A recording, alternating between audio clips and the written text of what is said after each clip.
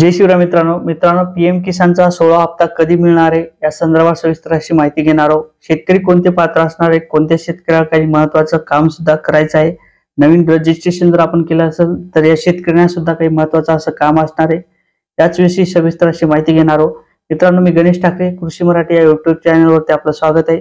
मित्रांनो, चॅनल नक्कीच सबस्क्राइब करून घ्या आणि असेच अपडेट मिळवत राहा। मित्रांनो, रथसंकल्प यात्रेअंतर्गत शेतकऱ्यांना जनजागृती करण्याचं काम शासनाच्या माध्यमातून होत आहे। शासन आपल्याद्वारे ही योजना सुद्धा या रथसंकल्प योजनेच्या माध्यमातून राबवण्यात येत आहे।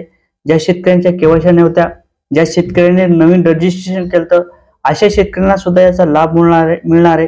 ज्या शेतकऱ्यांनी कोणत्या प्रकारच्या केवायसी केल्या नाही, या रथसंकल्प यात्रेच्या माध्यमातून कृषी अधिकाऱ्यांच्या माध्यमातून तशा प्रकारच्या केवायसी सुरू आहेत।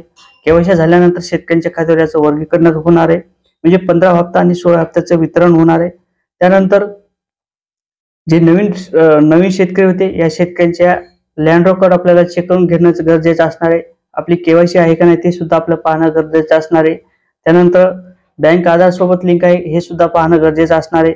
त्यानंतर शेतकऱ्यांना मोठ्या प्रमाणात 9,000 पर्यंत हप्ता सुद्धा मिळणार आहे, म्हणजेच शेतकऱ्यांना 2,000 रुपयाचा हप्ता हे शासनाच्या माध्यमातून दिला जात होता, म्हणजे शेतकऱ्यांना वर्षाला 6,000 रुपये दिले जात होते।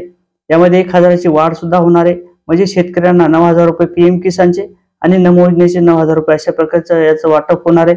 मित्रांनो, 16 जानेवारी याचं वाटप होणार आहे। 16 जानेवारीला जर काही तांत्रिक अडचणी आल्या तर याचं 26 जानेवारीला याचं वाटप होणार आहे। श्री नरेंद्र मोदी यांच्या हस्ते याचं वितरण होणार आहे। शेतकऱ्यांच्या खात्यावर हे पैसे जमा होणार आहे। अशा प्रकारचं एक महत्त्वाचं अपडेट होतं। नक्की चॅनलवर नवीन असाल तर चॅनलला सबस्क्राइब करून घ्या आणि बेल बटन ऑन करा। जय शिवराय मित्र।